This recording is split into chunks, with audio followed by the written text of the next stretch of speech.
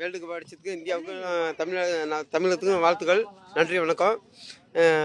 சிஎம்முக்கும் நன்றி வணக்கம். ஏன்னா இந்த இடத்துல வந்து இவ்வளோ நாள் யாருமே இத்தனை வருஷத்துல யாருமே வேர்ல்டு கப் பார்த்தது கிடையாது. உதயநிதி வந்து பர்ஃபெக்டாக இது பண்ணியிருக்காரு. ஏன்னா பண்ணாரோ இல்லையோ தெரியல, ஆனால் நன்றி அவருக்கு மிகப்பெரிய நன்றி. நான் டிவி கேச்சில் இருக்கேன், இருந்தாலும் அவருக்கு நான் நன்றி சொல்லுவேன். ஏன்னா யாருமே இது மாதிரி பண்ணது கிடையாது. மெரினா பீச்சில் வந்து இந்த அளவுக்கு இது பட்டிருக்கால. டீ நடந்த ஃபார்மேட் திரும்ப வரணும், அவருக்கு மட்டும் எனக்கு நன்றி. மேட்சோட ஹைலைட்னு பார்த்தீங்கன்னா எனக்கு வந்து Sanju Samson innings, batting, bowling சான்ஸே இல்லை, சூப்பராக இருந்துச்சு. ஆனால் அபிஷேக் சர்மா ஃபார்முக்கு வந்துட்டார். ஃபைனல் எப்போ அடிக்கணுமோ அப்போ அடிச்சிட்டாரு கடைசியாக.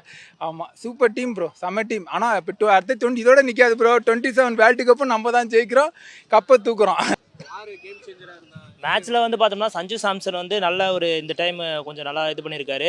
அவருக்கு கொடுத்த சான்ஸ் வந்து நல்லா யூஸ் பண்ணியிருக்காருன்னு நினைக்கிறேன். இந்த கேமில் ஃபைனல்ஸில் வந்து இன்னும் அவர் அந்த ஒரு ஃபுல் டாஸ் பாலை வந்து வெளியே அடிச்சிருந்தா அவர் வந்து இதை செஞ்சுரியை கன்வெர்ட் பண்ணியிருந்தா ஒரு ரெக்கார்ட் கிரியேட் பண்ணியிருந்திருக்கலாம். சுரேஷ் ரெய்னாக்கு அப்புறம் அவர் வந்து இந்த ரெக்கார்டை கிரியேட் பண்ணியிருந்திருக்கலாம். கடைசியில் வந்து பும்ரா வந்து இன்னொரு விக்கெட் எடுத்திருந்தாலும் 5 விக்கெட் எடுத்திருந்திருக்கலாம். ஸோ மேட்ச் வந்து ரொம்ப இன்ட்ரெஸ்ட்டாக போயிருந்துச்சு. லாஸ்ட் செமிஃபைனல்ஸ் மாதிரி இது இன்னும் கொஞ்சம் நல்லா போயிருந்திருக்கலாம். பவுலிங் இல்லாமல் பேட்டிங் எடுத்திருந்தா நமக்கு கொஞ்சம் செகண்ட் ஹாஃப் பார்க்குறப்ப கொஞ்சம் இன்ட்ரெஸ்ட்டாக போயிருக்கும்.